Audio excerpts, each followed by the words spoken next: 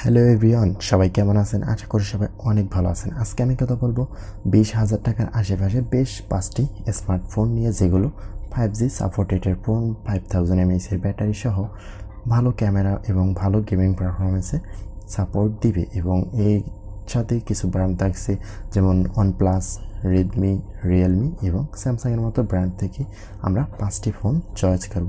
তো ভিডিওটি শুরু করা যাক। প্রথমে আসি পোকো X4 Pro 5G ফোনটির দিকে। পোকো X4 Pro 5Gতে রয়েছে 6.67 ইঞ্চি সুপার অ্যামোলেড ডিসপ্লে। এই ডিসপ্লেতে পাবেন 120 Hz রিফ্রেশের সঙ্গে 360 Hz টাচ স্যাম্পলিং রেট পাওয়া যাবে। ফোনের পিছনে রয়েছে 3টি ক্যামেরা। প্রাইমারি ক্যামেরা পাবেন 64 মেগাপিক্সেলের সেন্সর, সাথে রয়েছে 8 মেগাপিক্সেলের আলট্রা ওয়াইড ক্যামেরা ও 2 মেগাপিক্সেলের ম্যাক্রো ক্যামেরা। এই ফোনে রয়েছে 5000 mAh এর ব্যাটারি, সঙ্গে থাকছে 67 ওয়াটের ফাস্ট চার্জিং সাপোর্টেড। এই ফোনে রয়েছে স্ন্যাপড্রাগন 695 এর 6 ন্যানোমিটার চিপসেট।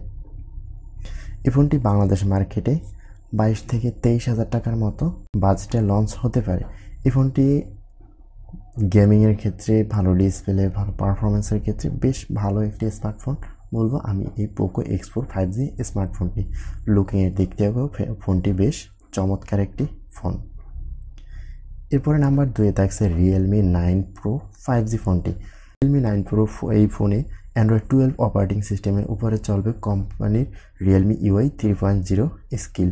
এই ফোনে রয়েছে 6.4 ইঞ্চি HD+ সুপার অ্যামোলেড ডিসপ্লে। এই ডিসপ্লেতে 90 Hz রিফ্রেশ রেট থাকছে। এই ফোনে শক্তির যোগাবে মিডিয়াটেক ডায়মেনসিটি 920 চিপসেট। এই চিপসেটে 5G কানেক্টিভিটি থাকছে। প্রাইমারি ক্যামেরায় রয়েছে 50 মেগাপিক্সেলের সেন্সর, সঙ্গে রয়েছে 8 মেগাপিক্সেলের আলট্রা ওয়াইড ক্যামেরা ও 2 মেগাপিক্সেলের ম্যাক্রো লেন্স। সেলফি তোলার জন্য এই ফোনে রয়েছে 60 মেগাপিক্সেলের সেলফি ক্যামেরা এবং ফোনটিতে থাকছে 5000 mAh এর একটি বিগ ব্যাটারি।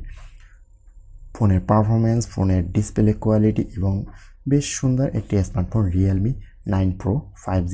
এই ফোনটি বাংলাদেশ মার্কেটে 30,000 টাকার মধ্যে একটু বেশি মূল্যই মনে হয়, তবে যদি ভালো পারফরমেন্স চান তাহলে এই ফোনটি দেখতে পারেন। এরপরে নাম্বার 3-তে থাকছে Samsung Galaxy M52 5G। Samsung Galaxy M52 5Gতে রয়েছে 6.7 ইঞ্চি ফুল HD+ সুপার অ্যামোলেড ডিসপ্লে। এই ডিসপ্লেতে 120 Hz রিফ্রেশ রেট থাকছে। ফোনের ভিতরে রয়েছে শক্তিশালী স্ন্যাপড্রাগন 778G চিপসেট। ফোনের পিছনে থাকছে triple camera setup. Primary camera রয়েছে 64 মেগাপিক্সেলের সেন্সর, সঙ্গে থাকছে 12 মেগাপিক্সেলের আলট্রা ওয়াইড ক্যামেরা ও 5 মেগাপিক্সেলের ডেপথ সেন্সর। সেলফি তোলার জন্য 32 মেগাপিক্সেলের ক্যামেরা দিয়েছে দক্ষিণ কোরিয়া সংস্থাটি। 5000 mAh এর ব্যাটারির সঙ্গে থাকছে 25 ওয়াটের ফাস্ট চার্জার। এই ফোনটি বাংলাদেশ মার্কেটে 25,000 টাকার মতন বাজেটে পাওয়া যাবে। ভালো ডিসপ্লে, ভালো ক্যামেরা এবং ভালো চার্জিংয়ের ক্ষেত্রে এই ফোনটি আপনি বেশ চয়েসফুল হতে পারে আপনার কাছে। এরপরে নাম্বার 4-এ থাকছে OnePlus Nord CE 2 Lite 5G। OnePlus Nord CE 2 Lite 5Gতে রয়েছে 6.59 ইঞ্চির ফুল HD+ একটি বিগ ডিসপ্লে, সাথে থাকছে 120 Hz রিফ্রেশ রেট, সঙ্গে পাবেন 240 Hz টাচ স্যাম্পলিং রেট। এই ফোনেও থাকছে স্ন্যাপড্রাগন 695 এর চিপসেট। ট্রিপল ক্যামেরায় থাকছে 64 মেগাপিক্সেলের প্রাইমারি ক্যামেরা, সঙ্গে থাকছে 2 মেগাপিক্সেল ডেপথ সেন্সর ও আরও একটি 2 মেগাপিক্সেলের ম্যাক্রো ক্যামেরা। সেলফি তোলার জন্য রয়েছে 60 মেগাপিক্সেলের সেলফি ক্যামেরা।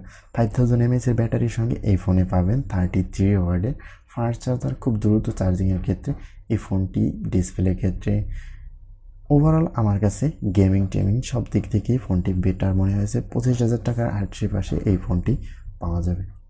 এরপরে থাকছে Redmi note 11 Pro Plus 5G।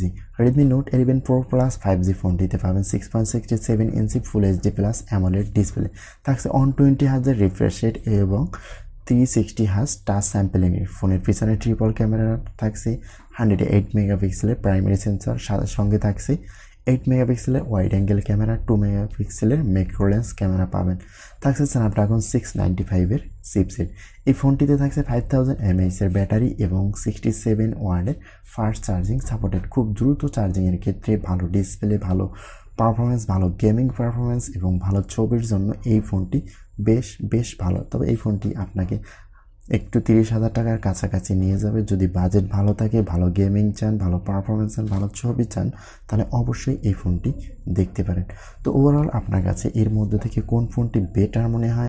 আমার কাছে Redmi note 11 pro plus 5G ফোনটি বেশি বেটার মনে হয়। এই ফোনটিতে যেমন ক্যামেরা, ফোনের display size, display quality, 120 Hz refresh rate, charging speed বেশ ভালো মনে হয়েছে। তবে চিপসেটটা আরও একটু যদি বেশি উন্নত তাহলে বেটার মনে হতো আরও একটু।